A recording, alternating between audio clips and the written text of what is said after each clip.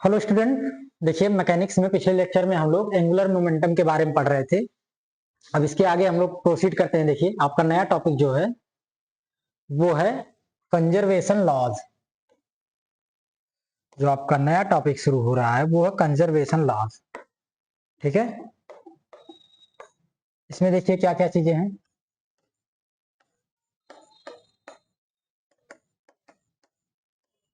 जैसे हम लोग पढ़ चुके हैं conservation of energy, conservation of angular momentum, नहीं लीनियर मोमेंटम। इसी तरह से कंजर्वेशन लॉज के अंदर ये सारी चीजें आती हैं। अब उसके बारे में देखते हैं। टॉपिक जो सिलेबस है आपका थोड़ा सा आगे पीछे करके है। हमें पहले कंजर्वेशन लॉज के बारे में पढ़ना था, इसके बाद कंजर्वेशन ऑफ लीनियर मोमेंटम वगैरह पढ़ते, पर ठीक है शुरू करते हैं जैसे आगे सिलेबस में है उसी अकॉर्डिंग। देखिए कंजर्वेशन लॉज जो होते हैं ये बहुत इंपॉर्टेंट होते हैं। यानी जैसे खासकर पार्टिकल, एलिमेंट्री पार्टिकल की जब हम लोग एनालिसिस करते हैं, जैसे न्यूट्रॉन, प्रोटॉन हो गया और इलेक्ट्रॉन हो गया, पॉजिट्रॉन हो गया, या अल्फा बीटा पार्टिकल्स हो गए, इन सब की हम लोग जब बात करते हैं, जो रेडियोएक्टिव पार्टिकल्स हैं, इन सब में हमें ये पता नहीं होता है कि उनका मास कितना है, एनर्जी कितनी है। तो जो थियोरेटिकल कैलकुलेशन होता है वो इसी के बेस पे करते हैं कि उसमें जो अगर कंजर्वेशन लॉज होल्ड करेंगे, इसकी मदद से हम लोग उसके मास कितना है, उसमें उसकी एनर्जी कितनी है, और ढेर सारी प्रेडिक्शन, उसकी ट्रेजेक्टरी कैसी होगी, और जो भी फिनोमिना वो दिखाएगा उसको हम लोग एक्सप्लेन करते हैं। आसानी होती है एक्सप्लेन करने में। ठीक है, तो कंजर्वेशन लॉज में देखिए क्या लिखेंगे हम लोग। पहले a number of conservation laws are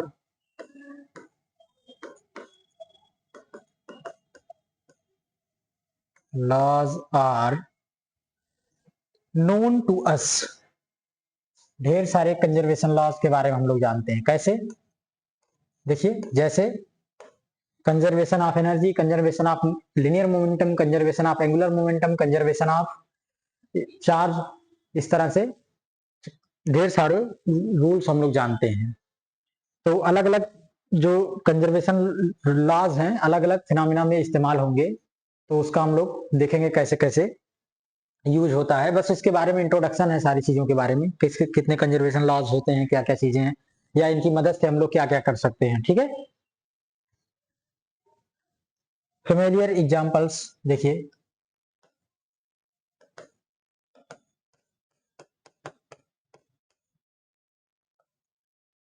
और जो जाने माने एग्जांपल्स हैं देखिए कौन कौन कौन से हैं जो हम लोग जानते हैं। जैसे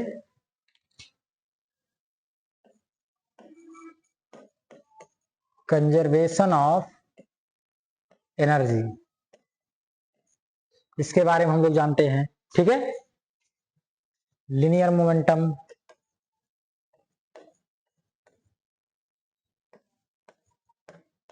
एंगुलर मोमेंटम,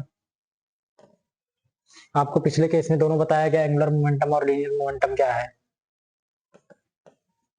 और कंजर्वेशन ऑफ एनर्जी हम लोग अभी देखेंगे कैसे है। ठीक है,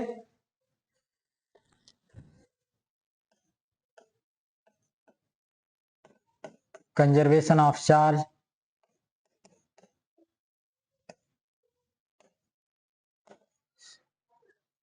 ये ढेर सारे एग्जांपल्स हैं जिनके बारे में हम लोग जानते हैं। ठीक है,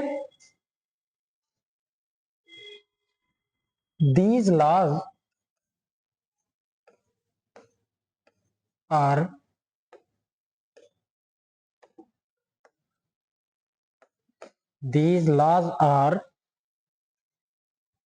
usually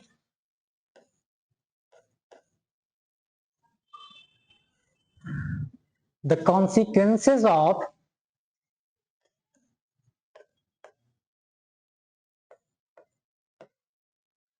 these laws are usually the consequences of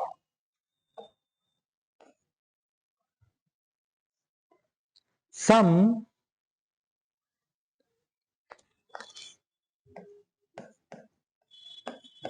underlying symmetry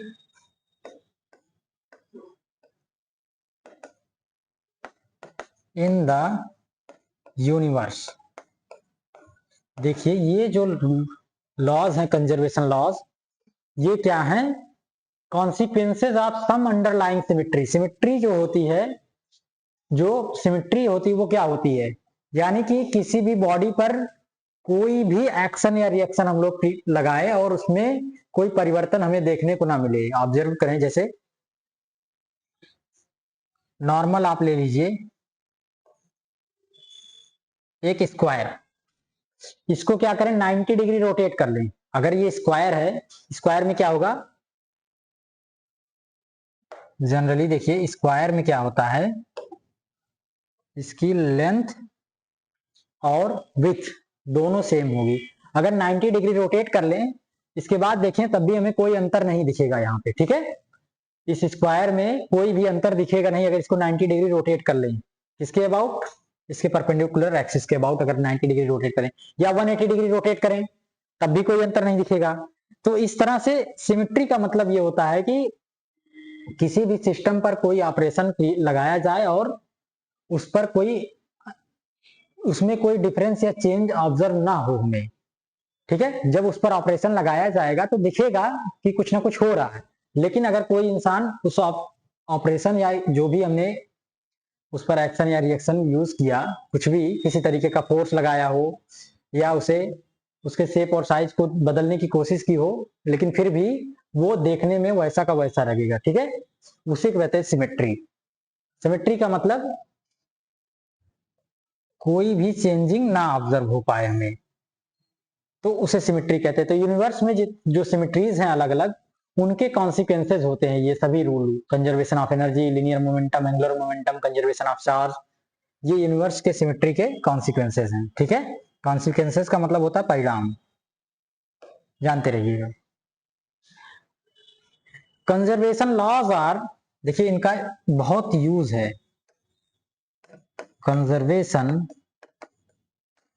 laws are very powerful tools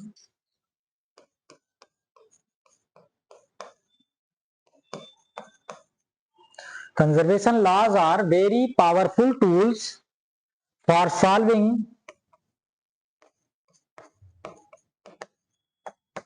problems in physics and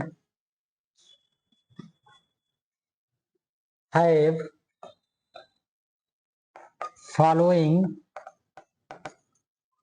advantage। देखो कंजर्वेशन लॉज बहुत ही पावरफुल टूल्स हैं for solving problems in physics. Physics में ढेर सारी प्रॉब्लम्स हैं इन conservation laws से solve की जाएंगी, और इनके कुछ एडवांटेजेस हैं, उनके बारे में हम लोग देखते हैं। देखिए कौन कौन से हैं। पहला एडवांटेज जो है वो क्या है, देखो conservation laws do not depend on the, ये बहुत बड़ी बात है, देखो conservation laws do not depend on the details of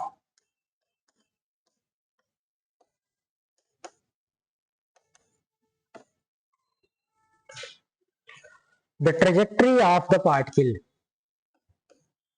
यानी पार्टिकल किस पाथ पर मोशन कर रहा है, कैसे मोशन कर रहा है, उससे कोई मतलब नहीं। ट्रेजेक्टरी का मतलब जिस पाथ पर पार्टिकल कोई मोशन कर रहा है। मान लेते हैं कोई पार्टिकल है, कुछ इस तरह का पाथ फॉलो कर रहा है, ऐसे ऐसे ऐसे जो भी है, देखो एकदम डिफरेंट सा पाथ है, यहां से यहां, यहां से यहां, यहां से यहां जा रहा है। इस पर कोई असर नहीं होगा कंजर्वेशन लॉज पर। उस पार्टिकल पर अगर कंजर्वेशन लॉज होल्ड करेगा, जो भी होल्ड करेगा कंजर्वेशन लॉज उस पार्टिकल के लिए, वो उसमें कोई भी परिवर्तन नहीं आएगा, ठीक है? वो फिक्स होगा, ये ध्यान दीजिएगा।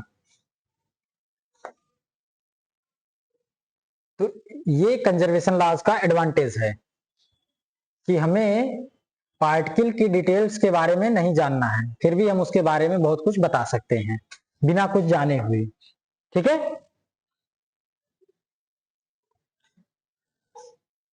एंड ऑफन देखो, conservation laws do not depend on the details of the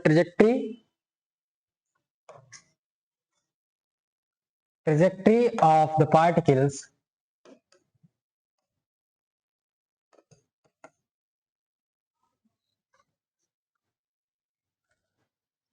and often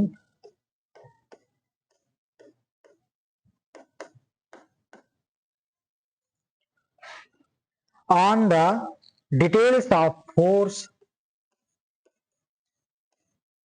यानी पार्टिकल्स पे किस तरह के फोर्स लग रहे हैं उससे भी कोई मतलब नहीं है। Details of the force involved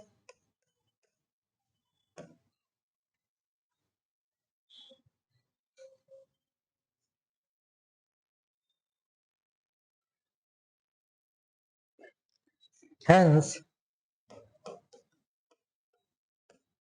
these laws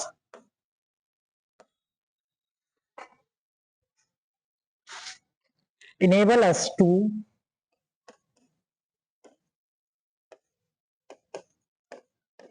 state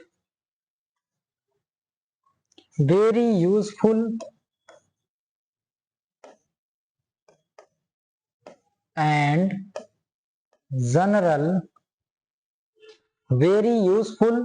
and general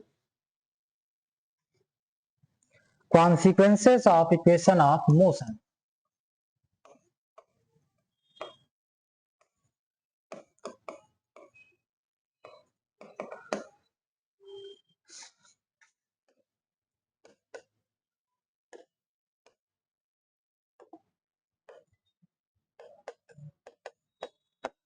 देखो यहां पे, यानी कि कंजर्वेशन लॉज की मदद से बिना पार्टिकल की ट्रेजेक्ट्री, बिना उस पर फोर्स की किसी भी प्रकार की जानकारी हमें नहीं, किसी प्रकार का डिटेल नहीं हमें पता है, फिर भी हम उसमें उसके इक्वेशन ऑफ मोशन और उसकी कॉन्सिक्वेंसेस के बारे में प्रेडिक्ट कर सकते हैं और आसानी से बता सकते हैं। ये बहुत बड़ा एडवांटेज है। इसी का इस्तेमाल करेंगे हम लोग आगे आने वाली फिजिक्स में, जब आप third year, second year, third year वगैरह में पढ़ेंगे तो कंजर्वेशन लॉज का इस्तेमाल करके ढेर सारे इक्वेशन ऑफ मोशन और सारी चीजें डिफाइन करेंगे और फाइंड आउट करेंगे। ठीक है, यहां पर भी हो सकता है इसका यूज आपको देखने को मिले अभी। ठीक है, these laws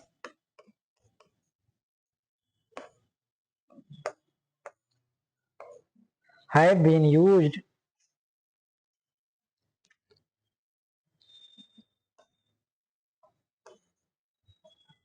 in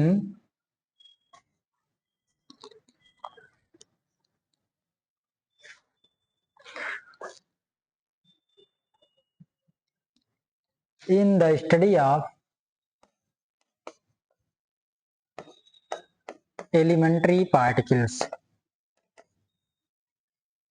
in the study of elementary particles such as, देखो कौन कौन से हैं, neutron, proton, electron. Elementary particles neutron, proton, electron, meson,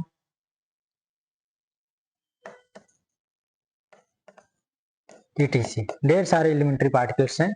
इन सब की स्टडी करने के, क्योंकि हमें इसके बारे में ज्यादा कुछ डिटेलिंग पता नहीं होती है, तो कंजर्वेशन लॉज की मदद से हम लोग इसके बारे में कुछ ना कुछ पता करते हैं। ठीक है, इसके बारे में जानकारी हासिल करते हैं, इसको सॉल्व करते हैं जो प्रॉब्लम्स आती हैं हमें। Conservation laws are most striking physical facts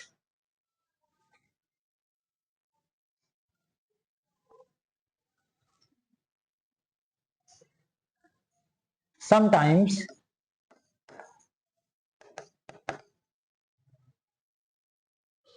conservation laws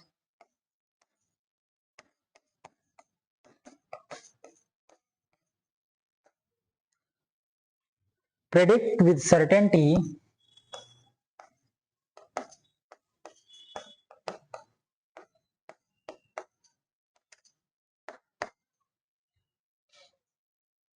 that a particular phenomena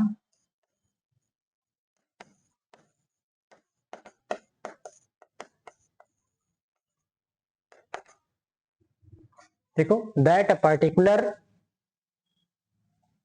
phenomena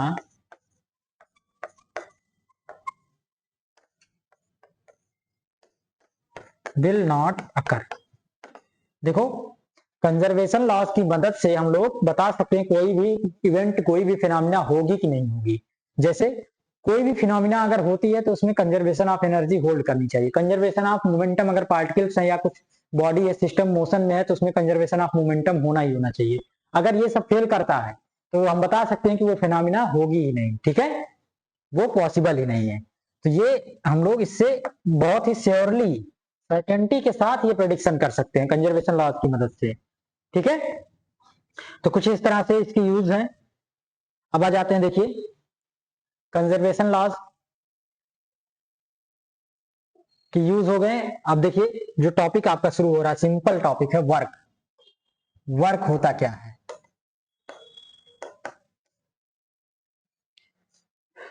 work देखिए क्या है, हम लोग जान रहे हैं वर्क क्या होता है। अगर किसी भी पार्टिकल पर हम लोग किसी भी सिस्टम पर फोर्स अप्लाई करें और उसमें उसकी पोजीशन में कुछ ना कुछ चेंजिंग हो रही है तो हम लोग कहते हैं कि वर्क हो रहा है, ठीक है। वर्क आपका कैसे डिफाइन होता है, देखो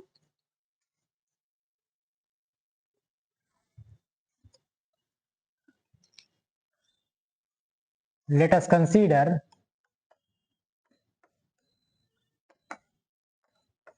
a particle P, let us consider a particle P moving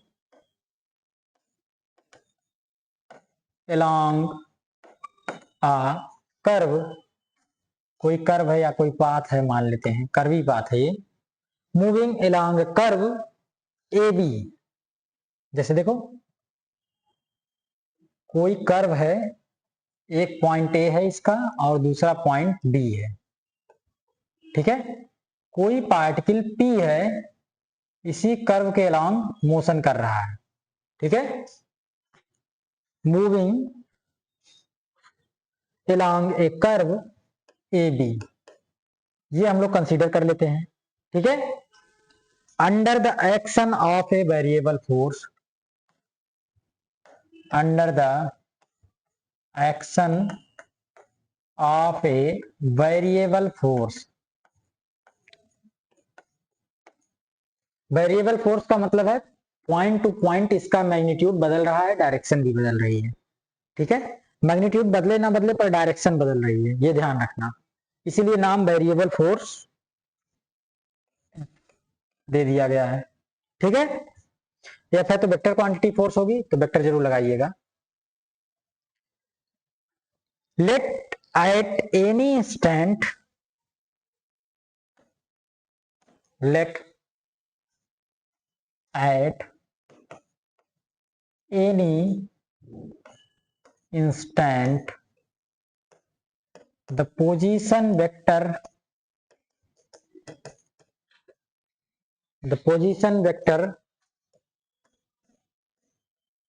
of the particle P is vector R। मान लो किसी इंस्टेंट पर इस पार्टिकल P का पोजीशन वेक्टर जो है वो वेक्टर R है। वो कैसे दिखा सकते हो? कहीं पर आपको क्या लेना होगा, ओरिजिन, और यहां से एक्सिस ड्रॉ करनी होगी और इस पॉइंट का पोजीशन वेक्टर हम लोग इससे मेजर कर सकते हैं यहां से, ठीक है। ऐसे कोऑर्डिनेट बनाएंगे और इस तरह से इसका पोजीशन वेक्टर मेजर करेंगे, ठीक है, ध्यान दीजिएगा। पर यहां पर ये दिखाने की जरूरत नहीं है, बस केवल कंसीडर करिए।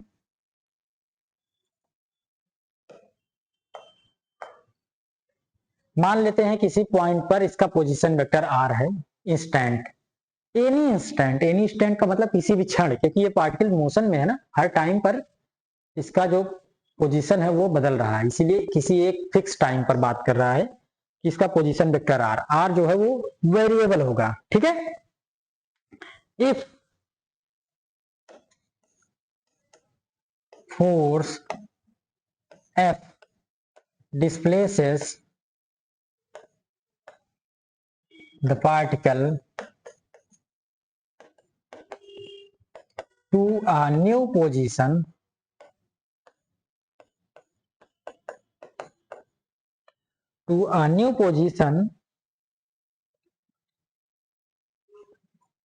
by distance dr from the previous position, then the work done by the force will be, देखो मान लेते हैं फोर्स F इस पर एक्ट जो कर रहा है वो इस पॉइंट पोजीशन से एक नई पोजीशन पर इस पार्टिकल को डिस्प्लेस करता है। वो पोजीशन मान लेते हैं कुछ यहाँ पे हो गई, कितने डिस्टेंस dr, कितना डिस्प्लेसमेंट कर रहा है, तो जो वर्क डन होगा इस फोर्स के द्वारा कितना होगा, देखो ये वर्क डन स्मॉल होगा इसीलिए dw से डिफाइन होगा वेक्टर F डॉट dr, कुछ इस तरह से लिखा जाएगा। ठीक है, और अगर हमें total work done find out करना हुआ तो मान लेते हैं पॉइंट ए से स्टार्ट हुआ और पॉइंट बी तक ये पार्टिकल जा रहा है। Now if we have to find out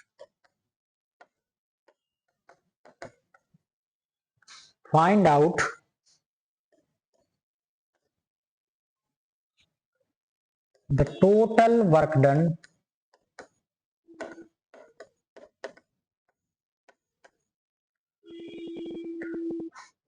by the variable force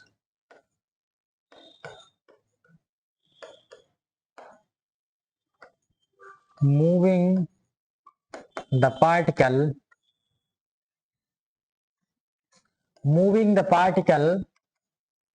from point A to point B. For this, we integrate the previous equation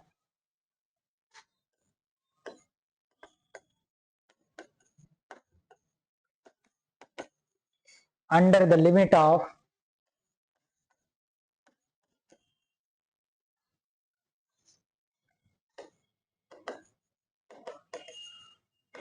capital A to B।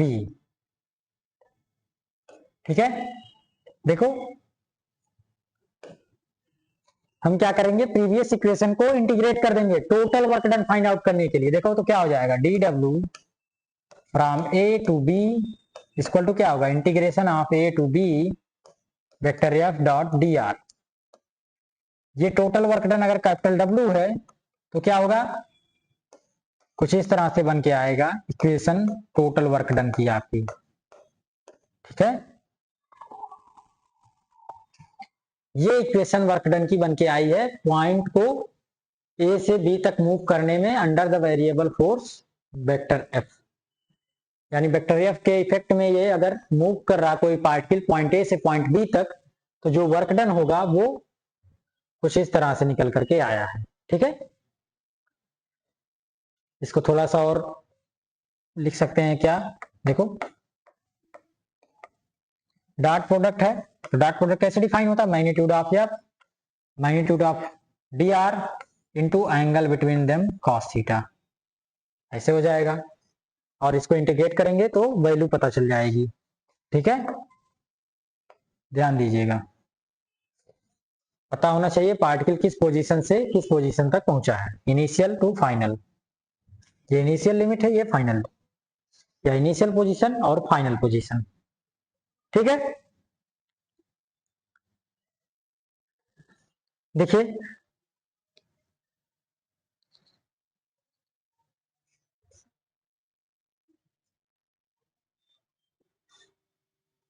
Work done तो define हो गया। अब जो एक topic है आपके syllabus में, देखिए कंजर्वेटिव फोर्स, वो क्या होता है उसके बारे में देख लीजिए। ये सब पीछे पढ़े हुए टॉपिक्स हैं, आपके इंटरमीडिएट में रहे होंगे, वर्क डन कैसे डिफाइन करते हैं, इन सब के बारे में इंट्रोडक्शन है, क्योंकि जरूरत पड़ेगी। और कंजर्वेटिव फोर्सेस हो सकता है ना हो, होगा जरूर, ऐसा नहीं हो सकता ना हो, 11th में रहा होगा कंजर्वेटिव फोर्सेस के बारे में, पर इसकी डिटेलिंग नहीं होगी, हो सकता है कि इससे क्या क्या मदद मिल सकती है, फोर्सेस कंजर्वेटिव होने से कितने लाभ हो सकते हैं, इसकी क्या क्या प्रॉपर्टी हो सकती है, ये सब बहुत ही यूजफुल है, टूल्स हैं। कंजर्वेटिव फोर्सेस आपस में आपको एक अच्छी खासी इंफॉर्मेशन देते हैं। किसी भी पार्टिकल पर अगर कंजर्वेटिव फोर्स वर्क कर रहा है तो आपको कुछ ना कुछ इंफॉर्मेशन यहाँ से मिल जाती है कंजर्वेटिव फोर्सेस की प्रॉपर्टीज से। ठीक है, तो मदद मिलती है हमें पार्टिकल के बारे में टोटल स्टडी करने में, उसकी ट्रेजेक्ट्री, उसमें वर्क डन, उसकी एनर्जी, उसका मास और सारी चीजें हम निकालते हैं, जो उससे हमें बहुत ही मदद मिलती है। तो ये सब टूल्स इसीलिए बनाए गए और पढ़ाए इसीलिए जा रहे हैं आपको, कि आप इन सब के बारे में जानेंगे तो इनका जब इस्तेमाल किया जाएगा, एप्लीकेशन होगा इन सब का कहीं पर, किसी भी पार्टिकल की स्टडी में, किसी भी सिस्टम की स्टडी में, तो आप समझ पाएंगे आसानी से, और आप खुद से कुछ ना कुछ कैलकुलेशन करके प्रेडिक्शन कर सकते हैं। इसीलिए ये सब पढ़ाए जाते हैं शुरुआत से, छोटे छोटे टॉपिक्स जो हैं। कंजर्वेटिव फोर्सेस क्या होते हैं, देखिए ये भी फोर्स ही होता है एक तरीके का, फोर्स के बारे में आप पढ़ चुके हैं। A force is said to B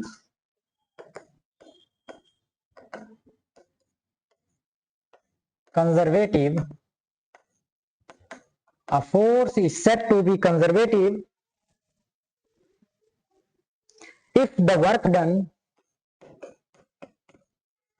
A force is said to be conservative if the work done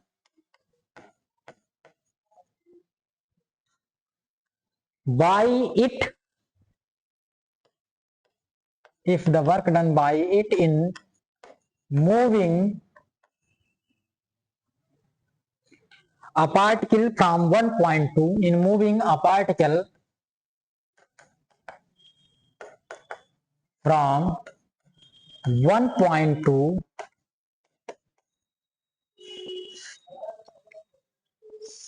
another point,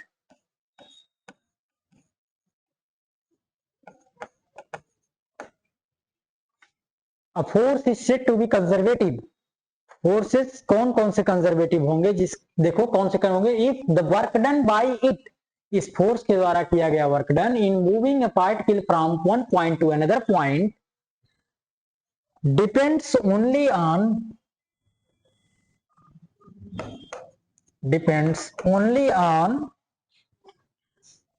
these points, depends only on these points and not on the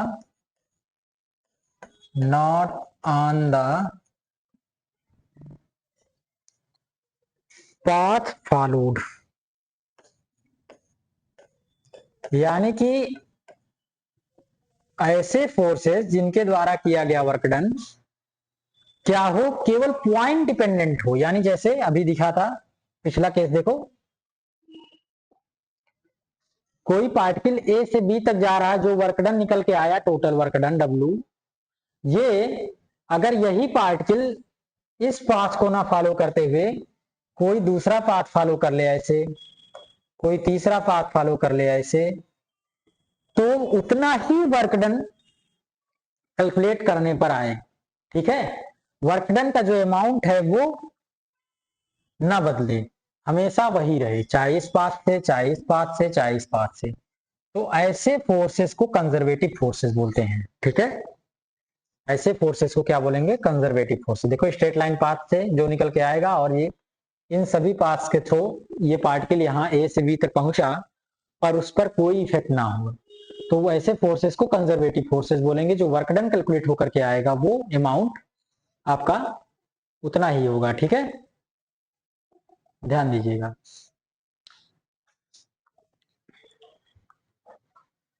this means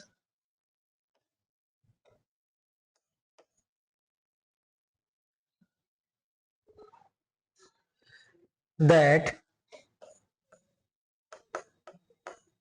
if a this means that if a particle is taken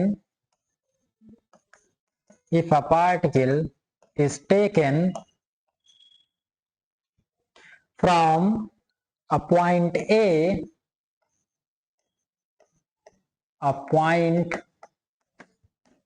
to point B, देखिए this means that if a particle is taken from a point A to point B through APB and AQB paths,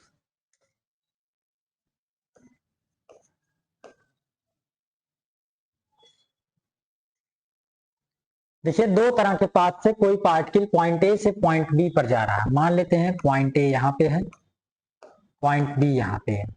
एक path कुछ इस तरह से है ए P B, और दूसरा path कुछ इस तरह से है ए क्यू बी। ठीक है, दो पाथ से ये पार्टिकल जा रहा है। This means that if a particle is taken from a point A to point B through A P B and A Q B paths. ठीक है, यहाँ पे फुल स्टॉप नहीं है। A Q B paths, then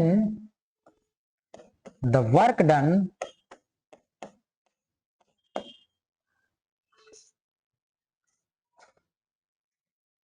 by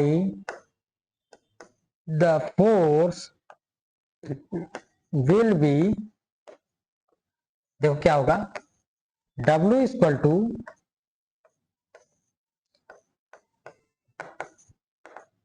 from point A to B, ये work done जो होगा, अगर ये पाथ मान लेते हैं W ए पी बी आया है, यही वर्क डन जो होगा वो क्या होगा, W ए क्यू बी जो आएगा work done,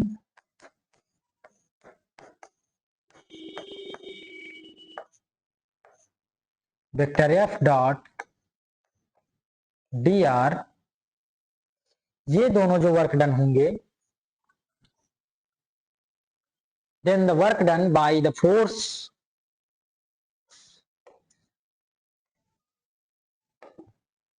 vector F will be, देखो जो दोनों वर्क डन निकल के आए हैं पाथ ए पी बी के थ्रू और पाथ ए क्यू बी के थ्रू, ये दोनों वर्क डन क्या होंगे, इक्वल होंगे। ठीक है, यानी कि डब्ल्यू ए पी बी ये बराबर होगा डब्ल्यू ए क्यू बी के, चाहे इस पाथ से आप यहां तक पहुंचिए चाहे इस पाथ से पहुंचिए, वर्क डन जो होगा वो सेम होगा। ठीक है, ये कंजर्वेटिव फोर्स का एडवांटेज है। कंजर्वेटिव फोर्सेस के अंडर जो भी वर्क डन होते हैं,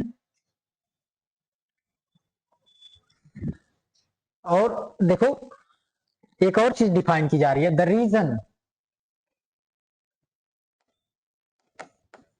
reason in which a particle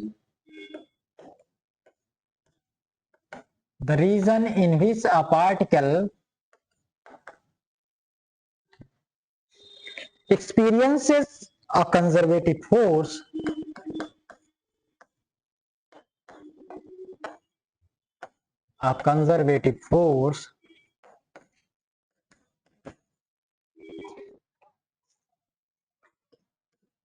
देखिए, the region in which a particle experiences a conservative force is called conservative force field. ठीक है। ये जो फोर्स इस पर एक्ट कर रहा होगा पार्टिकल पर, वो कंजर्वेटिव फोर्स कितने रीजन तक एक्ट कर रहा है, यानी कितने स्पेस में वर्क कर रहा है, उस पूरे स्पेस को हम लोग क्या बोलेंगे, कंजर्वेटिव फोर्स फील्ड बोलेंगे। ठीक है, जहां तक इनका इफेक्ट दिखेगा कंजर्वेटिव फोर्सेस का, उसको हम लोग बोलेंगे कंजर्वेटिव फोर्स फील्ड। ठीक है, एग्जाम्पल देखिए क्या होते हैं इसके कंजर्वेटिव फोर्सेस के।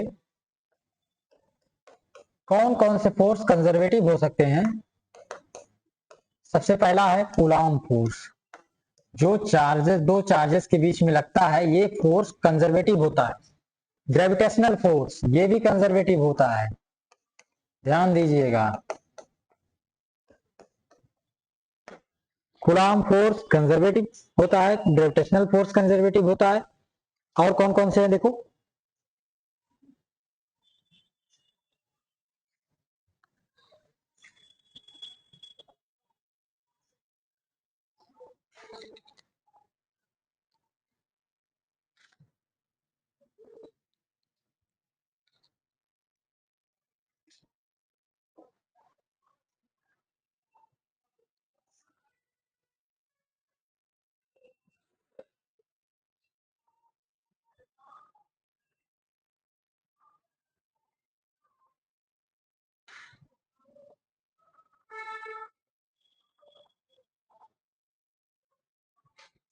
फिलहाल दो एग्जांपल लिख लीजिए, कूलॉम फोर्स और ग्रेविटेशनल फोर्स। और भी होते हैं, हम बताएंगे इसके बारे में, अभी इसमें मिल नहीं रहा डिटेल। ठीक है, और एक इंपॉर्टेंट टॉपिक है इसी से रिलेटेड, वो क्या है, कंजर्वेटिव फोर्सेस से रिलेटेड है। फॉर कंजर्वेटिव फोर्सेस, देखिए एक तरीके से थियरम मान लीजिए है ये, क्या है, for conservative forces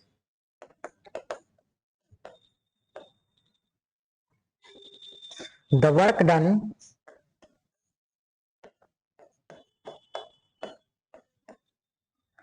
for conservative forces, the work done around a closed path, for conservative forces the work done around a closed path is zero। अगर किसी क्लोज पाथ में कोई पार्टिकल मूव कर रहा है तो जो वर्क डन होगा वो जीरो आएगा। जैसे कोई पार्टिकल पॉइंट ए से होते हुए पॉइंट बी तक गया, फिर किसी और पाथ से पॉइंट ए पर लौट आ रहा है। ठीक है, ए पी बी या ए क्यू बी जो भी पाथ है, इसके थ्रू मोशन कर रहा है। ठीक है, कुछ इस तरह से। तो जो टोटल वर्क डन निकल के आएगा वो कंजर्वेटिव फोर्स की मदद से, अगर कंजर्वेटिव फोर्स की मदद से ये मोशन हो रही है इस पार्टिकल की, कोई भी पार्टिकल अपने आप तो मूव तो करेगा नहीं, उस पर कोई न कोई फोर्स एक्ट करेगा तभी वो मूव करेगा। तो अगर वो फोर्स कंजर्वेटिव है तो किसी क्लोज पाथ के अंदर अगर कोई पार्टिकल मोशन कर रहा है, या कोई पार्टिकल किसी क्लोज लूप ऐसा मोशन कर रहा है कि उसकी ट्रेजेक्ट्री जो है वो एक क्लोज लूप बना रही है, तो जो वर्क डन होगा वो कितना होगा, जीरो होगा। ठीक है, इसको प्रूव करना हमें। तो देखो कैसे प्रूव करेंगे। इज ऑलवेज लिख दो, यहाँ पे हमेशा जीरो रहेगा। कोई स्पेशल केस नहीं है कि केवल स्पेशल केस नहीं, हमेशा ऑलवेज जीरो होगा। ठीक है,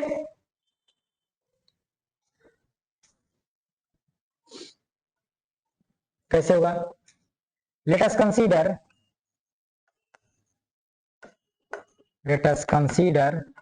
a particle is moving along a closed path A P B Q A under the effect of a conservative force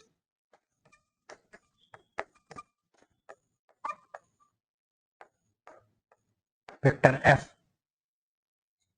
under the effect of a conservative force vector F. इतना हो गया particles की detailing. The amount of work done, देखिए the amount of work done to move the particle from point A to point B will be, देखो WAPB ये कितना होगा, integration of point A to point B vector F dot dr, ये आएगा। देखो ए से B तक मूव करने में APB पाथ फॉलो किया तो इतना वर्क डन आया A to B F dot dr, जो हम लोग निकाल चुके हैं, बार बार निकाल रहे हैं ये चीज, ठीक है। अगर F और D की वैल्यू दी रहेगी और इस ट्रेजेक्ट्री या इस पाथ के बारे में बताया रहेगा कौन सी इक्वेशन इस कर्व की है, तो हम ये वर्क डन निकाल सकते हैं कैलकुलेट करके इंटीग्रेशन। पर यहाँ पे थ्योरी है तो ऐसा कुछ दिया नहीं है, जब जरूरत पड़ेगी क्वेश्चन न्यूमेरिकल अगर आएगा तो हम लोग बताएंगे कैसे निकालेंगे, ठीक है। वैसे न्यूमेरिकल पूछता नहीं है शायद आपने कि कितना वर्क डन होगा जिसमें फोर्स और ट्रेजेक्ट्री अगर दी गई हो तो कैसे निकालेंगे, पर आप निकाल सकते हैं, ऐसा कुछ नहीं है। इंटीग्रेशन अगर आपको आ रहा है तो डेफिनेट इंटीग्रल, जिसमें आपको ट्रेजेक्ट्री ये लिमिट जो पुटअप की गई इसी की वैल्यू ध्यान रखनी होती है कि कहां से कहां तक हम इसको इंटीग्रेट करें, ठीक है। ये होगा ए टू बी मूव करने में, ठीक है। ये वैल्यू किसके बराबर होगी, देखो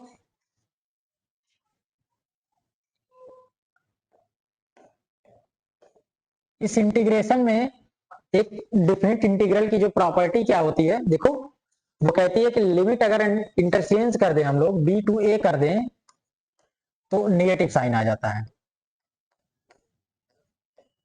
ये डेफिनेट इंटीग्रल की प्रॉपर्टी है, ध्यान दीजिएगा, माइनस साइन आ जाएगा। ये जो इंटीग्रल है यहाँ पे लिमिट अगर हम इंटरचेंज कर दें b टू a कर दें तो नेगेटिव साइन आ जाता है, ठीक है। और ये जो वर्क डन है ये क्या हो जाएगा, देखो WBQA माइनस में, ठीक है, इतना हो जाएगा। यानी WAPB जो है माइनस WBQA के बराबर हो गया। नाउ इसको मान लेते हैं इक्वेशन नंबर 1।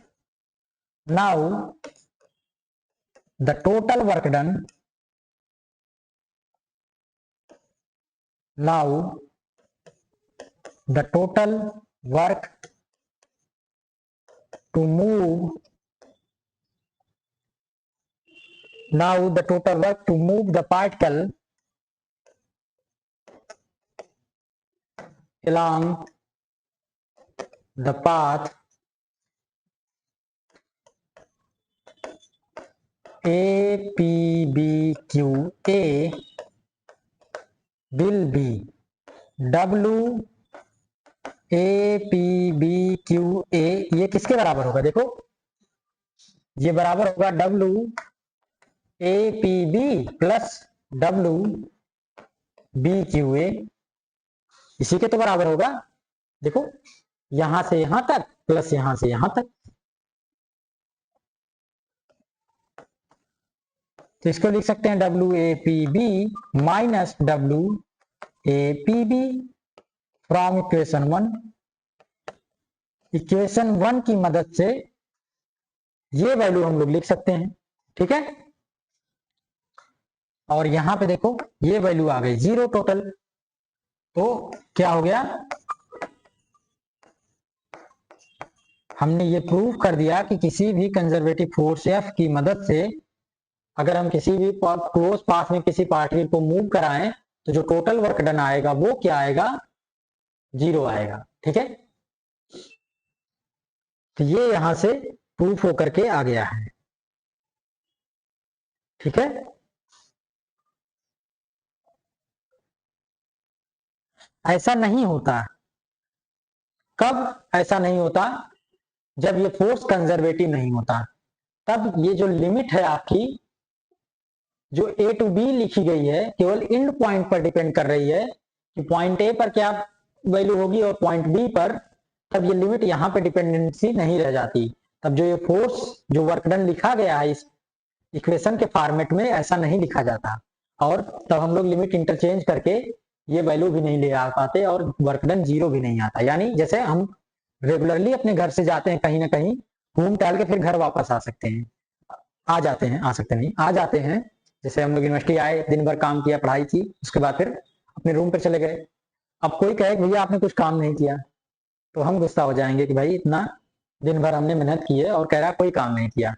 ध्यान रखिएगा, अगर वो फोर्स कंजर्वेटिव रहा होता तब आपने कोई काम नहीं किया, पर आप कंजर्वेटिव फोर्स की मदद से नहीं मूव कर रहे हैं या कंजर्वेटिव फोर्स के इफेक्ट में नहीं मूव कर रहे हैं, इसीलिए आपने वर्क डन किया है। ठीक है, ध्यान दीजिएगा। प्रैक्टिकल रियल लाइफ में जो आप मोशन करते हैं, यहां से वहां ट्रेवल करते हैं, तो वो कंजर्वेटिव फोर्स की मदद से नहीं होता है, इसीलिए वो वर्क डन में काउंट होता है। ठीक है, तो बताइएगा कि हमने कंजर्वेटिव फोर्स की मदद से वर्क डन नहीं किया, इसीलिए हमने कुछ ना कुछ काम किया, वो जीरो नहीं है। ठीक है, कंजर्वेटिव फोर्स कूलाम और ग्रेविटेशनल फोर्स होते हैं, यानी कोई चार्ज रखा है, उसके इफेक्ट में जो फोर्स वर्क करता है या ग्रेविटी के इफेक्ट में जो फोर्स एक्ट करता है, वो कंजर्वेटिव होता है। ठीक है, तो वहां पे आप कोई वर्क डन नहीं करेंगे जब उसके इफेक्ट में केवल वर्क हो। अब देखिए एक नया टॉपिक शुरू होता है, इसी को ऐसे भी लिखते हैं, देखो, close integral F dot D R equal to zero. ठीक है, एफ जो है वो कंजर्वेटिव फोर्स है, यहाँ पे ऐसे भी लिख सकते हैं, W A P B Q को close integral F dot D R भी लिख सकते हैं। ठीक है, एक वैल्यू और निकल के आती है, यानी किसी भी क्लोज पाथ के अंदर अगर कंजर्वेटिव फोर्स एफ है, उसका इंटीग्रेशन करें तो हमेशा जीरो आएगा। तो याद रखिए, अगर कंजर्वेटिव फोर्स के अंदर कोई पार्टिकल मोशन कर रहा है और क्लोज पाथ बना रहा है, तो ये इक्वेशन उसके लिए हमें पता हो जाएगी। इस इक्वेशन की मदद से कुछ ना कुछ हम रिजल्ट निकाल सकते हैं, या फॉर डी आर की वैल्यू पुटअप करके। ये एक हेल्पफुल टूल निकल के आता है यहाँ से, कंजर्वेटिव फोर्स है तो। ठीक है, अब देखिए नया टॉपिक जो है आपका, वो है पोटेंशियल एनर्जी। पोटेंशियल एनर्जी क्या होती है, ये भी आपके सिलेबस में है, छोटे छोटे टॉपिक्स हैं, इनको समझना बहुत जरूरी है। पता नहीं एग्जाम में कभी पूछते हैं कि नहीं ये लोग, हमें देखना होगा, आप अनसॉल्व में देखिएगा, कभी कभार जरूर कुछ ना कुछ पूछा गया हो, पर सिलेबस में है इसलिए जानना जरूरी है, क्योंकि इनकी जरूरत पड़ेगी। ठीक है, इनके बारे में अगर नहीं जानेंगे, देखिए केवल एग्जाम के पर्सपेक्टिव से पढ़ना अलग बात होती है और सीखना और समझना अलग बात होती है। तो हम यहाँ पे केवल एग्जाम को ही नहीं, समझने और सीखने के लिए भी पढ़ रहे हैं, इसलिए ध्यान दीजिएगा इन पर क्या क्या है। ठीक है, द पोटेंशियल एनर्जी, देखो पोटेंशियल एनर्जी क्या होती है, the potential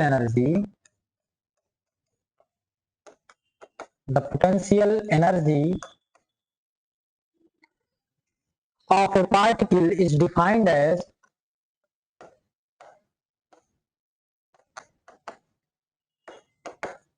the potential energy of a particle is defined as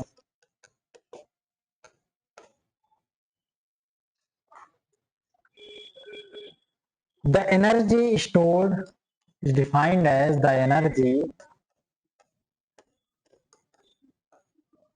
stored in it, यानी खुद पार्टिकल के अंदर जो एनर्जी स्टोर होगी in it due to its position, यानी कोई पार्टिकल उसकी पोजीशन की वजह से उसमें कितनी एनर्जी है, वो पोटेंशियल एनर्जी कहलाती है। ध्यान दीजिएगा, जैसे कोई आदमी ग्राउंड पे बैठा है स्थिर और कोई कुछ ऊंचाई पर है, तो उसकी पोजीशन की वजह से अलग अलग पोटेंशियल एनर्जी होगी उनमें। ठीक है, ये बात कही जा रही है, यानी कि पोजीशन के अकॉर्डिंग किसी भी पार्टिकल के अंदर अलग अलग एनर्जी होगी, स्टोर रहेगी, वो दिखेगी नहीं, ठीक है। इसी टाइप की एनर्जी को पोटेंशियल एनर्जी बोलते हैं, ठीक है। It is measured by the amount, it is measured it is measured by that amount of work done, देखो, that amount of work which this particle can do, यानी कि आपकी अपनी पोजीशन की वजह से आपके अंदर जो एनर्जी है और कितने तरह के काम आप कर सकते हैं अपनी पोजीशन की वजह से। जैसे नॉर्मली स्टूडेंट लाइफ में आप स्टूडेंट की पोजीशन पे हैं तो उसके अकॉर्डिंग आपकी अपनी स्ट्रेंथ होगी, कोई टीचर है उसकी अपनी स्ट्रेंथ होगी, कोई प्रशासनिक अधिकारी है उसकी अपनी स्ट्रेंथ होगी। तो अलग अलग पोजीशन पर बैठा व्यक्ति अलग अलग तरह के वर्क डन को कर सकता है, अमाउंट ऑफ वर्क डन वो कर सकता है, ठीक है। तो उसकी पोजीशन की वजह से वो उसकी पोटेंशियल एनर्जी होगी, यानी उसका पोटेंशियल होगा अपना खुद का, ठीक है, ध्यान दीजिएगा।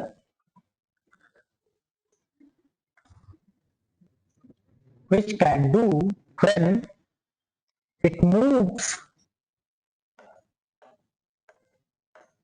it का मतलब particle, it is measured by that amount of work which this particle can do when it moves from its present position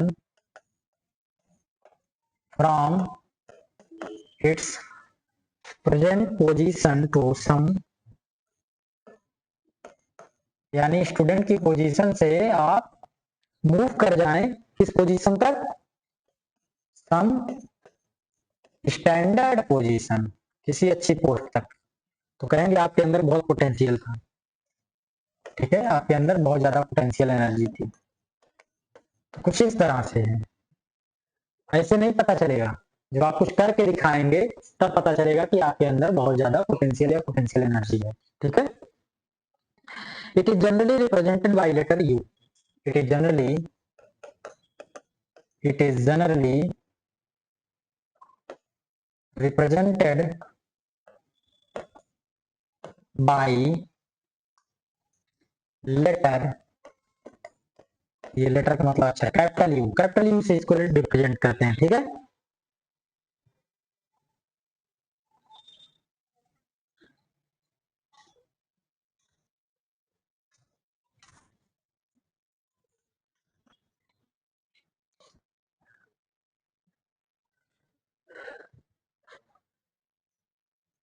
देखिए मैथमेटिकल डेफिनेशन कैसे निकल के आएगी, लेट अस कंसीडर, या कैसे इसको कैलकुलेट करेंगे किसी पार्टिकल के केस में।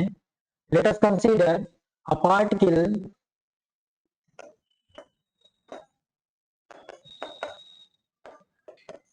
in a conservative,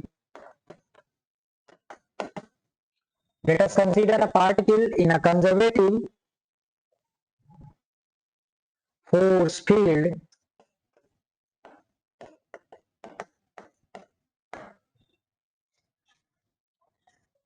एग्जाम्पल देखिए क्या है,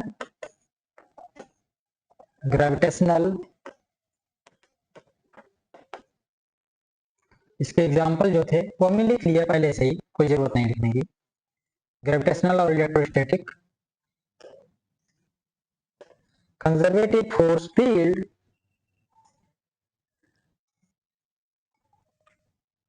the conservative force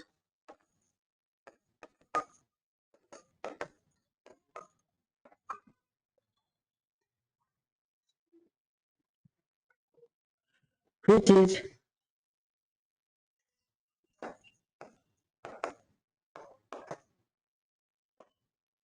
acting on the particle, the conservative force which is acting on the particle, देखिए कंजर्वेटिव फोर्स यहाँ पे मान लेते हैं capital F,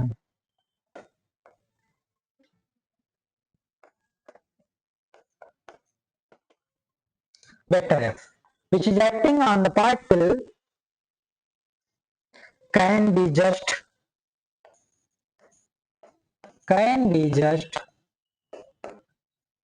counterbalanced by a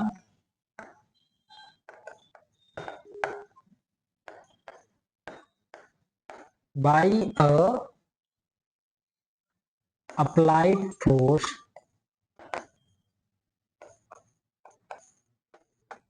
vector F A. ठीक है, यानी कि कोई पार्टिकल है, ध्यान दीजिए, कोई पार्टिकल है, उसको हम लोग क्या कर रहे हैं, किसी भी पार्टिकल को हम लोग मूव करा रहे हैं। जैसे देखो, किसी फील्ड में, कंजर्वेटिव फोर्स फील्ड में मूव करा रहे हैं किसी पार्टिकल को।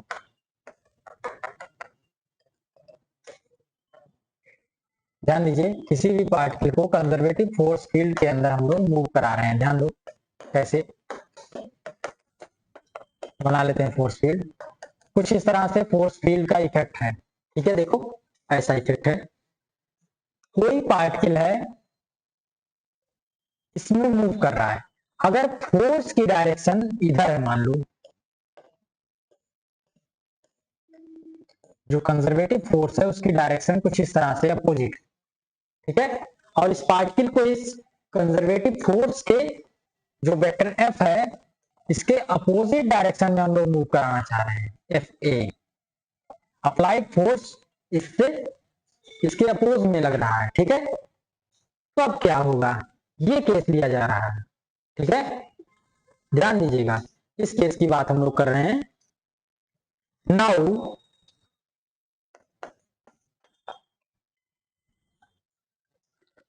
if the particle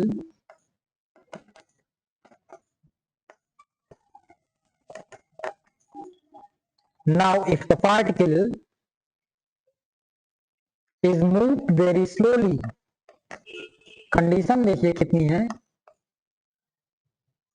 is moved very slowly, बहुत तेजी से नहीं मूव कर रहा है, स्लोली मूव कर रहा है। एक एक वर्ड इंपॉर्टेंट है इसका, ध्यान दीजिएगा। पोटेंशियल एनर्जी क्या है, इसको समझने में एक एक वर्ड ये इंपॉर्टेंट है, इसीलिए हम व्यवस्थित तरीके से बुक से लिख रहे हैं इसको, और आप भी समझिएगा। समझना इंपॉर्टेंट है, लिखें कहां से उससे नहीं मतलब है, आपको समझ में आना चाहिए। ठीक है, very slowly against the conservative force, against the conservative force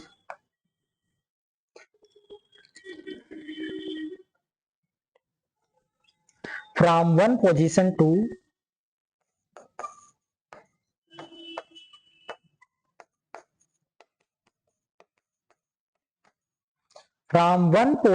to another, एक जगह से दूसरी जगह,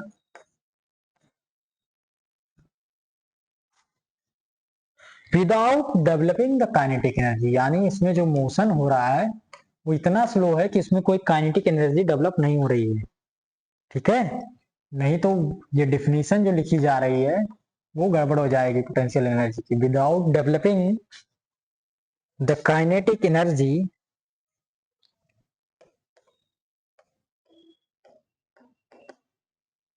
काइनेटिक एनर्जी क्या होती है, कोई पार्टिकल मोशन में है, उसके मोशन में होने की एनर्जी जो होती है, यानी उसको मोशन में होने पर जितनी एनर्जी उसमें दिखती है उसको काइनेटिक एनर्जी कहते हैं। ठीक है, kinetic energy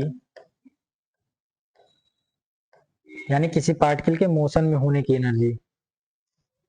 the work done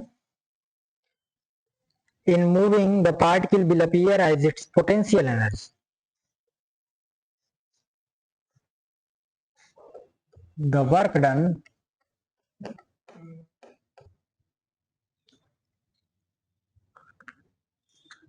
in moving the particle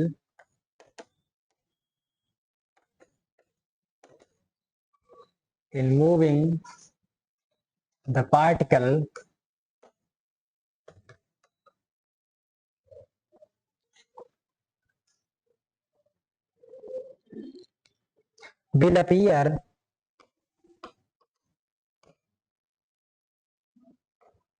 as its will appear as its potential energy.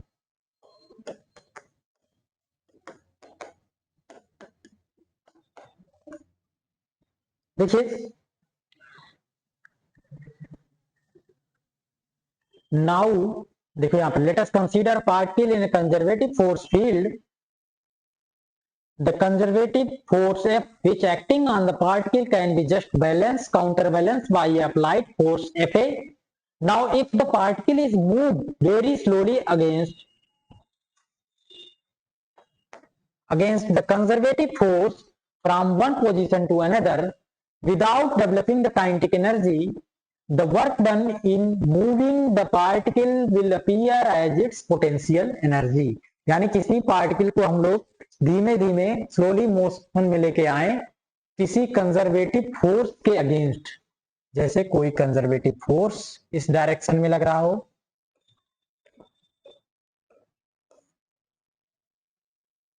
Vector F, और कोई पार्टिकल हो इसको हम लोग एफ ए फोर्स अप्लाई करके स्लोली मोशन में लेके आए इसके अपोजिशन में, इसके अपोज में, इस फोर्स के अपोज में.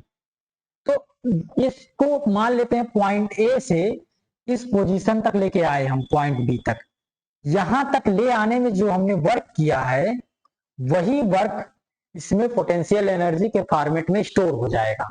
और जैसे ही हम वर्क इस फोर्स को रिप्लेस करें तो क्या होगा, जो कंजर्वेटिव फोर्स है वो वर्क करेगा और इसको बिना किसी एक्सटर्नल फोर्स के इसको बी से ए तक मूव करा देगा. यानी यही कहा जाएगा कि इतने अमाउंट ऑफ एनर्जी इसमें स्टोर थी, ये पार्टिकल अपने आप यहां से यहां तक चला गया. ठीक है, किसी पार्टिकल को इस फोर्स के अगेंस्ट हम लोग लेकर के आए यहां तक, और जैसे ही फोर्स हमने रिलीज किया या रिमूव कर दिया, ये पार्टिकल अपने आप मोशन करने लगा बी टू ए. जैसे हम लोग पहाड़ी पर या ऊंचाई पर चढ़ जाते हैं किसके अगेंस्ट में, ग्रेविटेशनल फोर्स फील्ड के अगेंस्ट में वर्क करते हैं, अपनी स्ट्रेंथ का इस्तेमाल करके वहां तक पहुंच जाते हैं. और जैसे ही हमने अपनी स्ट्रेंथ को रिलीज कर दिया, छोड़ दिया, और वहीं से आप बैक हुए, तुरंत तेजी से रोलिंग करते हुए आप ग्राउंड पे नीचे चले आएंगे. ठीक है, ये हो सकता है. इसी तरह साइकिल वगैरह ऊंचाई पर आसानी से ले जाकर के आप छोड़ दीजिए, नीचे आ जाएगी. या कोई भी बॉडी सिस्टम, गेंद हो गई, ऊपर ले जाकर के ऊपर तक लेके जाएंगे किसी भी सिस्टम या बॉडी को ग्रेविटेशनल फील्ड के अगेंस्ट, और वहां से रिलीज करेंगे तो वो मोशन करती हुई नीचे चली आएगी. तो वो क्यों आ गई नीचे, उसमें एक काइनेटिक या पोटेंशियल एनर्जी स्टोर हो गई थी जो कन्वर्ट होने लगी काइनेटिक एनर्जी में, और तेजी से मोशन करती हुई वो अपोजिट डायरेक्शन में चली आई. यानी उसमें कुछ ना कुछ एनर्जी थी, इसलिए ऐसा हो रहा है. ठीक है, ये बात कही गई है. ठीक है, अब पोटेंशियल एनर्जी को फिर से डिफाइन कर रहे हैं, देखो कैसे अच्छे तरीके से. We define the difference in potential energy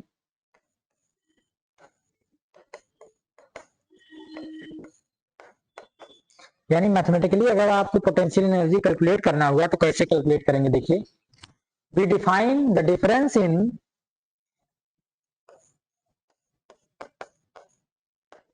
potential energy between two positions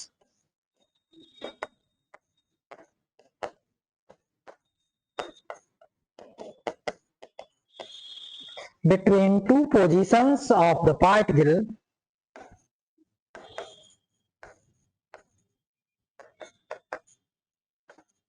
as equal to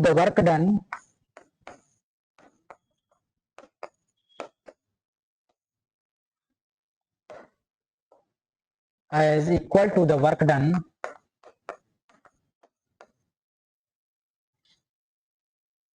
by such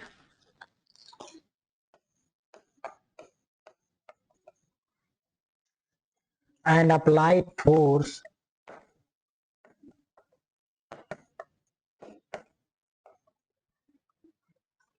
on the particle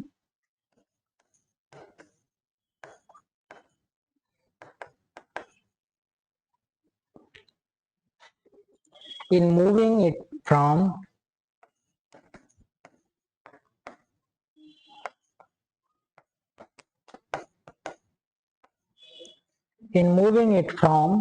the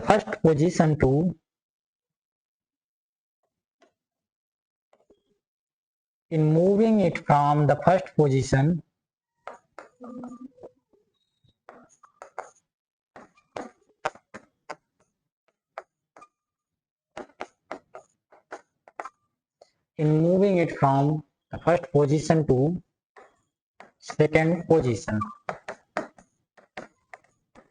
ठीक है,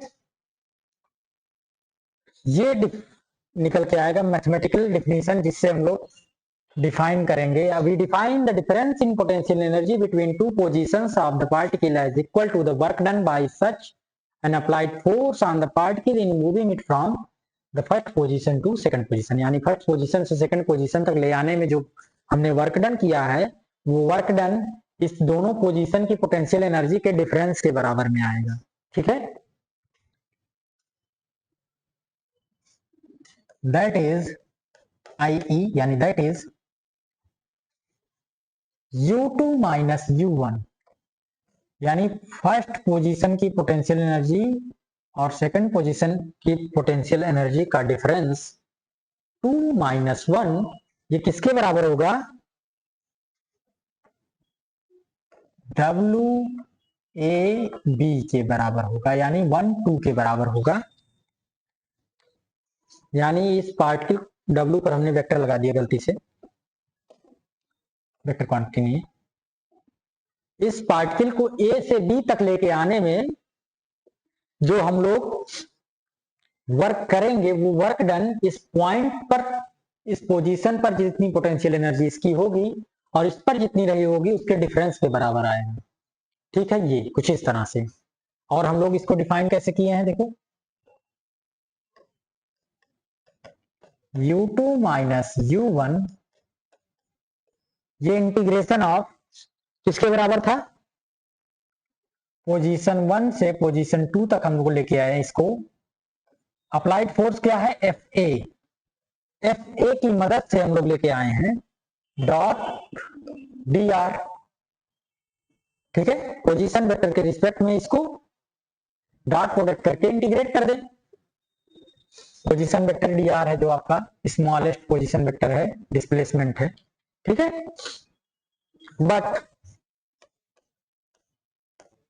हियर FA जो है वो माइनस वेक्टर F के बराबर. ध्यान दीजिएगा, FA और F जो है वो आपस में अपोजिट है, बस डायरेक्शन डिफरेंट है और मैग्नीट्यूड उसका वही है लगभग. ठीक है, तब क्या होगा? यहां से हम लोग ये बात लिख सकते हैं कि U2 माइनस U1 जो होगा वो माइनस F डॉट dr के बराबर हो जाएगा, पोजीशन 1 टू पोजीशन 2. ठीक है, ये इक्वेशन बन के आ जाएगी. यहां से हम लोग दो पॉइंट के बीच में पोटेंशियल एनर्जी का जो डिफरेंस है वो फाइंड आउट कर सकते हैं वर्क डन कैलकुलेट करके. ठीक है, यहां से हम लोग फाइंड आउट कर सकते हैं the potential energy at a point is obtained by assigning zero potential energy. यानी अगर किसी पॉइंट पर हमें पोटेंशियल एनर्जी फाइंड आउट करना हुआ, तो हमें ऐसे पॉइंट से पार्टिकल को लेके आना होगा जहां से उसकी पोटेंशियल एनर्जी जीरो रही होगी. ठीक है, let us suppose position 1 is such a position where the potential energy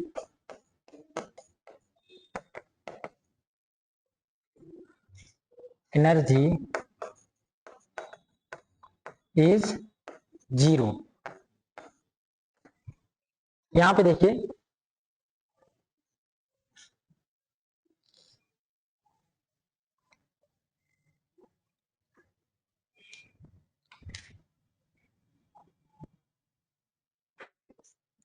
generally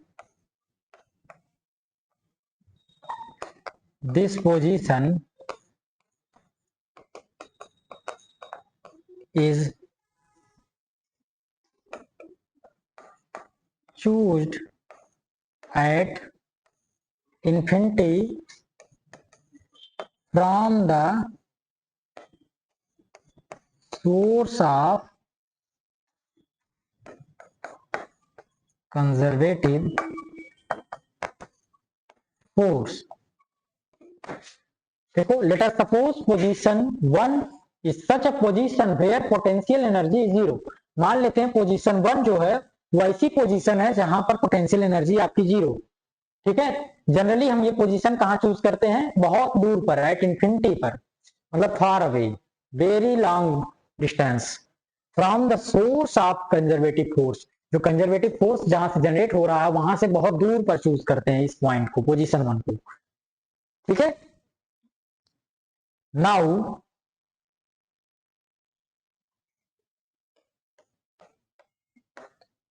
अब देखो जो इक्वेशन बन के आएगी, u2 माइनस जीरो हो जाएगा, minus integration of 1 to 2 f dot dr, यानी कि पॉइंट 2 पोजीशन पर जो हमें पोटेंशियल एनर्जी कितनी होगी ये पता चल जाएगी अब आसानी से, कि यानी उस पॉइंट पर कितनी पोटेंशियल एनर्जी होगी उस पार्टिकल को लेके आने में। ठीक है, ये ध्यान दीजिएगा, u1 जो है वो जीरो हो जाएगा,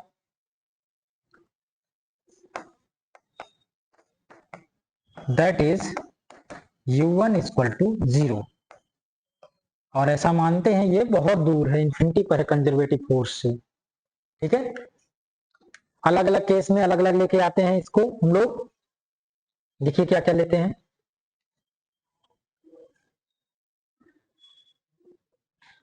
स्प्रिंग के केस में पोटेंशियल एनर्जी जीरो कब होगी, जब स्प्रिंग अपनी नॉर्मल पोजीशन पर होती है। जब स्प्रिंग अपनी नॉर्मल पोजीशन पर होगी, देखो, तो इस पर रखा कोई भी पार्टिकल या कोई भी बॉडी क्या होगी, जीरो पोटेंशियल एनर्जी पर होगा। अगर स्प्रिंग को हम लोग प्रेस करें तो पोटेंशियल एनर्जी इसमें इंक्रीज करती चली जाएगी और उस पार्टिकल की पोजीशन के अकॉर्डिंग उसमें पोटेंशियल एनर्जी उतनी ही स्टोर होती चली जाएगी, और जैसे ही हम रिलीज करेंगे उतनी potential energy direct kinetic energy में कन्वर्ट होकर वो पार्टिकल मोशन में आ जाएगा। ठीक है, तो स्प्रिंग के केस में इसको जब नॉर्मल पोजीशन में स्प्रिंग होती है तब इसको मानते हैं कि वो जीरो पोटेंशियल पर है। ठीक है, अर्थ के केस में कैसे मानते हैं, अर्थ के केस में हम लोग मानते हैं अर्थ के सरफेस पर जो पोटेंशियल है वो जीरो है। ठीक है, तो अर्थ के केस में हम लोग इसको अर्थ सरफेस पर मानते हैं कि पोटेंशियल जो है वो जीरो है। ठीक है, जैसे जैसे ऊंचाई पर लेके जाएंगे किसी बॉडी को वहां पर जो है पोटेंशियल एनर्जी बढ़ती चली जाएगी। ठीक है, तो अर्थ के केस में अर्थ के सरफेस को मानते हैं, यानी जो केस है अर्थ में क्या ग्रेविटेशनल फोर्स है, ग्रेविटेशनल फोर्स में जो के इफेक्ट में जो बॉडी मोशन में करेगी वहां पे पोटेंशियल एनर्जी निकालने के लिए हम लोग अर्थ सरफेस से लेके चलेंगे, अर्थ सरफेस पे जीरो मानेंगे, जैसे जैसे ऊंचाई पर लेके जाएंगे उसकी अलग अलग पोटेंशियल एनर्जी निकल के आएगी। ठीक है, अगर स्प्रिंग का केस हुआ तो उसको नॉर्मल पोजीशन पर जीरो रखेंगे और उसको कंप्रेस करेंगे या स्ट्रेच आउट एक्सपेंड करेंगे तो उसमें पोटेंशियल एनर्जी स्टोर होनी शुरू हो जाएगी। ठीक है, तो ध्यान दीजिएगा, ये हमें किसी पॉइंट या किसी पोजीशन पर पोटेंशियल एनर्जी निकालना है तो उसके लिए हमें एक स्टैंडर्ड या रेफरेंस पोजीशन चाहिए जहां पे पोटेंशियल एनर्जी जीरो है। तो कौन सा सिस्टम है, किस तरह के एक्सपेरिमेंट है, उसके अकॉर्डिंग अलग अलग होगा। ठीक है, स्प्रिंग के केस में उसकी नॉर्मल पोजीशन पर, अर्थ के केस में उसके सरफेस पर। इसी तरह जब इलेक्ट्रोस्टैटिक फोर्स है, इलेक्ट्रोस्टैटिक फोर्स यानी किसी चार्ज की वजह से फोर्स वर्क कर रहा है तो वहां पे हम लोग इंफिनिटी पे मानेंगे, बहुत दूर, far away from the source. ठीक है, इसके अकॉर्डिंग अलग अलग लेते हैं। तो जनरली ये इलेक्ट्रिक केस में, इलेक्ट्रोस्टैटिक केस में इसको जीरो लेते हैं इंफिनिटी पर।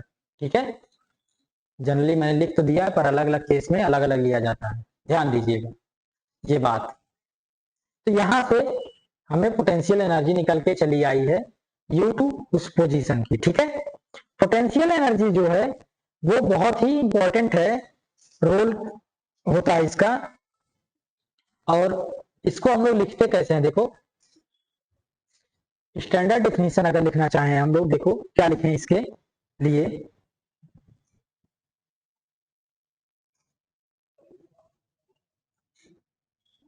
इन्फिनिटी, पोजीशन 1 जो है वो इन्फिनिटी हो गई।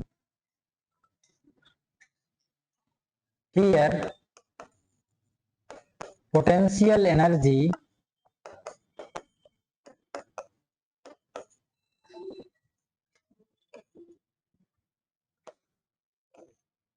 वन ही रहने दो अभी। Here potential energy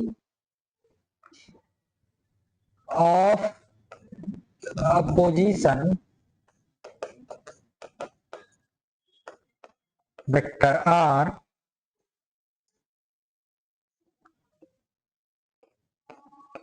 can be written as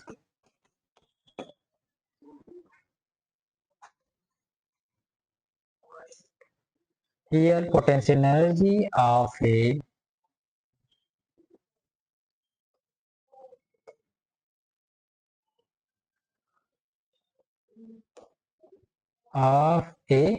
particle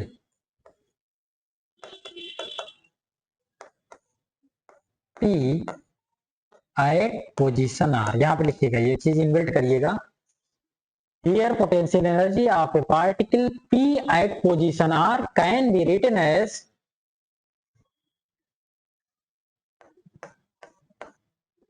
जो यू आर होगी वो कैसे लिखी जाएगी, देखो infinity to R F dot D R, यानी उस पार्टिकल को इनफाइनाइट से पोजीशन आर तक लेके आने में जो वर्क हमने किया है उसके निगेटिव के बराबर हो जाएगी। ठीक है, पोटेंशियल एनर्जी उस पोजीशन आर पर उस पॉइंट की, ठीक है, उस पार्टिकल की। कुछ इस तरह से ये जो इक्वेशन आई है ये बहुत ही इंपॉर्टेंट है, इक्वेशन स्टार। ठीक है, पोटेंशियल एनर्जी जो है उसको क्या लिखते हैं, निगेटिव ग्रेडियंट ऑफ फोर्स के इक्वल में लिखते हैं। वो चीज हम लोग प्रूव भी कर सकते हैं आसानी से, और नहीं प्रूव करना तो डायरेक्टली भी लिख सकते हैं, कोई दिक्कत नहीं है। ठीक है,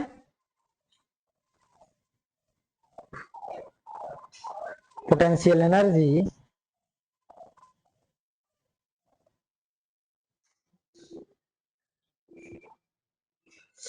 देखिए क्या लिख सकते हैं, द कंजर्वेटिव फोर्स, जो कंजर्वेटिव फोर्स है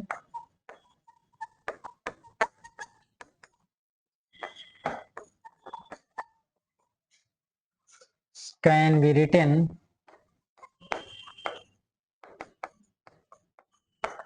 एज नेगेटिव ग्रेडियंट। आपको बताया था किसी भी वेक्टर क्वांटिटी स्केलर क्वांटिटी पर अप्लाई किया जाता है और उस पर वो नॉर्मल की पोजीशन बताता है उस पॉइंट पर, यानी the conservative force can be written as negative gradient of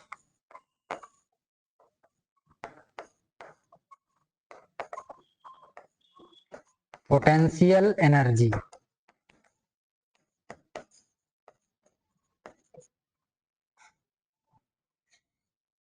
यानी कि वेक्टर एफ जो है उसको लिख सकते हैं minus del of potential energy U, इसके बराबर लिख सकते हैं। ठीक है,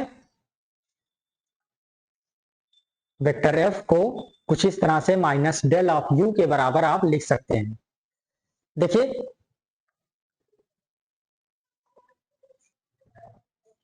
कैसे, from equation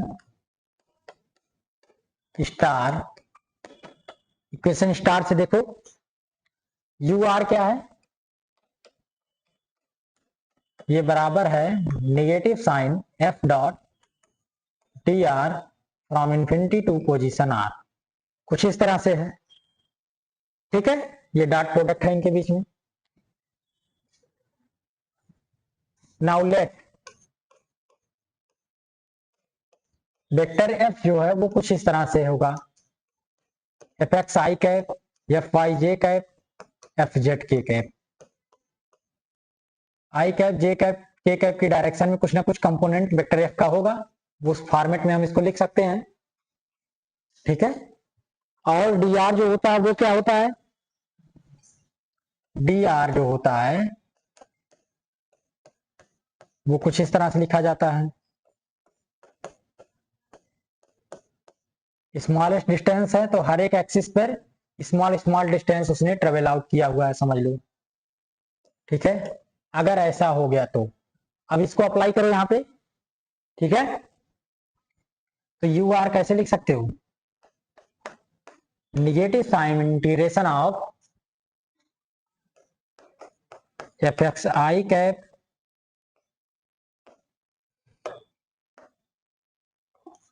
plus F Y J cap plus F Z K cap dot D X I cap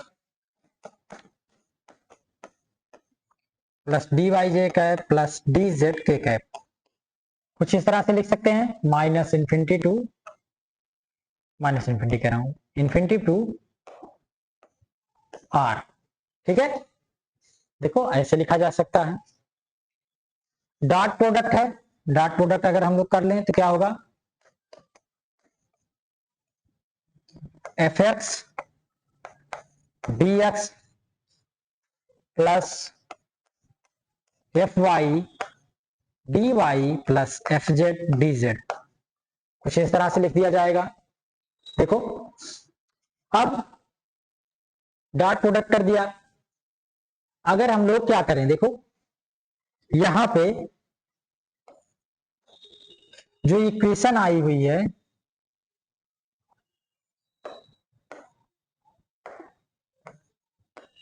जो इक्वेशन आई हुई इसको मान लेते हैं इक्वेशन नंबर,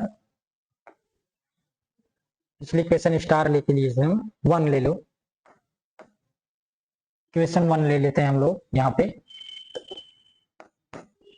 ठीक है।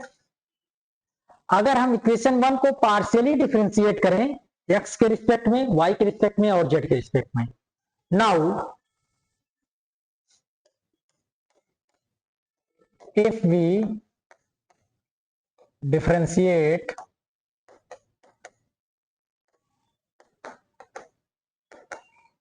equation 1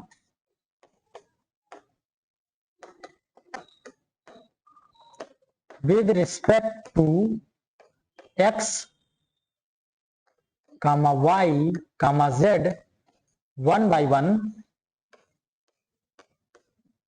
पार्शियली,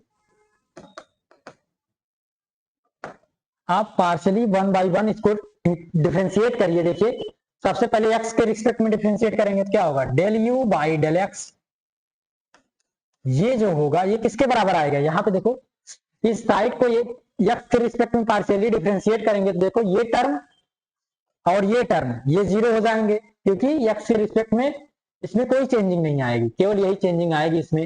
ये किसके बराबर आएगा, fx के बराबर आ जाएगा, ठीक है। ध्यान दो ये जो वैल्यू आएगी fx के बराबर आएगी नेगेटिव साइन के साथ, और यहां से fx जो लिखा जाएगा minus del U by del X, ऐसे लिखा जाएगा, ठीक है। सिमिलरली जो एफ वाई होगा वो कैसे लिखा जाएगा, del U by del Y negative sign के साथ, एंड एफ जेड वो भी इसी तरह से लिखा जाएगा। देखो यहाँ पे एफ वाई हम लोग यहाँ पे लिख रहे थे, और एफ जेड भी ऐसे लिख देंगे minus del U by del Z, ठीक है। कुछ इस तरह से लिख सकते हैं। ध्यान दीजिएगा, ये मत सोचिएगा कि अगर ये इंटीग्रेशन है तो डिफरेंशिएट करने पे इंटीग्रेशन कहाँ चला गया। इंटीग्रेशन जो होता है वो डिफरेंशिएशन का अपोजिट होता है, डिफरेंशिएट करने पे इंटीग्रेशन साइन हट जाता है, ठीक है।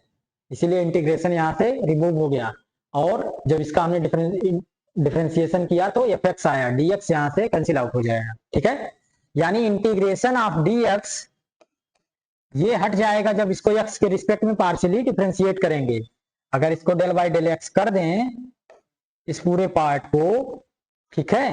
तो क्या आएगी वैल्यू 1, यहाँ पे जो रहेगा वही वैल्यू बचेगी, ठीक है। इसी तरह से y के रिस्पेक्ट में करेंगे, z के रिस्पेक्ट में करेंगे तो वही वैल्यू बचेगी जो इसके साथ है, ठीक है। जो इसके रिस्पेक्ट में चेंज हो रही है वही वैल्यू यहाँ पे बच के आएगी और बाकी खत्म हो जाएगा, जीरो हो जाएगा। y के रिस्पेक्ट में करेंगे तो ये और ये जीरो हो जाएगा, z के रिस्पेक्ट में करेंगे तो ये और ये जीरो हो जाएगा, ठीक है। ये ध्यान दीजिएगा, ये प्रॉपर्टी कंफ्यूज मत होइएगा, ठीक है। डिफरेंशिएशन हमेशा इंटीग्रेशन का अपोजिट होता है, तो इसलिए यहाँ पे इंटीग्रेशन साइन और dx ये दोनों हट जाएंगे, केवल fx बचेगा। कुछ इस तरह से हो गया। नाउ वेक्टर एफ को लिखो, क्या होगा, क्या था, F X I cap plus F Y J cap plus F Z K cap. इसको लिख सकते हैं minus del U by del X I cap plus del U by del Y J cap plus del U by del Z K cap. ऐसे लिख सकते हैं इसको, या vector F can be written as negative sign common ले लीजिए, del X by del Y I cap del X by del Y J cap del X by del by del X I cap del by del Y J cap plus del by del Z K cap into U. ऐसे भी लिख सकते हैं इसको। और दूसरे sense में यही देखो, ग्रेडियंट का साइन है, डेल ऑपरेटर यही होता है, ऐसे लिखा जा सकता है, ठीक है। ध्यान दीजिएगा, यानी कंजर्वेटिव फोर्स को negative gradient of potential energy के फॉर्मेट में लिख सकते हैं, ठीक है। तो यहां से कंजर्वेटिव फोर्स कैलकुलेट हो जाएगा, ठीक है। ये इंपॉर्टेंट इक्वेशन आई है जो कंजर्वेटिव फोर्स के बारे में है, ठीक है। अब देखिए, जैसे कूलॉम फोर्स लगता है, कंजर्वेटिव है, उसको पोटेंशियल एनर्जी के नेगेटिव ग्रेडियंट के फॉर्म में लिख दे सकते हैं, ठीक है। तो पोटेंशियल एनर्जी कूलॉम्बिक फोर्स में कितनी लगती है वो निकालिए और उसका नेगेटिव ग्रेडियंट लीजिए, फोर्स के बराबर आ जाएगा। इसी तरह से ग्रेविटेशनल फोर्स में हम लिख सकते हैं, दिखा सकते हैं, उसका पोटेंशियल एनर्जी लिखेंगे और उसको डिफरेंशिएट करेंगे नेगेटिव ग्रेडियंट के फॉर्म में, ग्रेविटेशनल फोर्स के फॉर्म में लिख सकते हैं। ये सारा कुछ हम लोग लिख सकते हैं अगर हम लोग ग्रेविटेशनल फोर्स वगैरह पढ़ेंगे तो, अगर क्या पढ़ेंगे तो पढ़ेंगे उसको जब हम तब देखेंगे भी, इसको हम वेरीफाई भी करेंगे आपको, ठीक है। ग्रेविटेशनल फोर्स अगर पढ़ेंगे हम लोग, ग्रेविटेशनल पोटेंशियल पढ़ेंगे आगे जो है, वहां पे हम लोग वेरीफाई करके दिखाएंगे कितना फोर्स लगेगा, ठीक है। ये बहुत इंपॉर्टेंट रिजल्ट आया है, ध्यान दीजिएगा। इसको इक्वेशन नंबर डबल स्टार दे दीजिए। तो यहां तक हम लोगों ने पढ़ लिया। आगे जो टॉपिक हमारा है potential, gravitational potential due to spherical shell and solid sphere, वो है। और क्या टॉपिक्स हैं, सेंट्रल फोर्सेस भी हैं, उसके बारे में भी पढ़ेंगे, वो नेक्स्ट यूनिट में है, उसका यूज वगैरह तो वहीं पे पढ़ेंगे उसको हम लोग, ठीक है।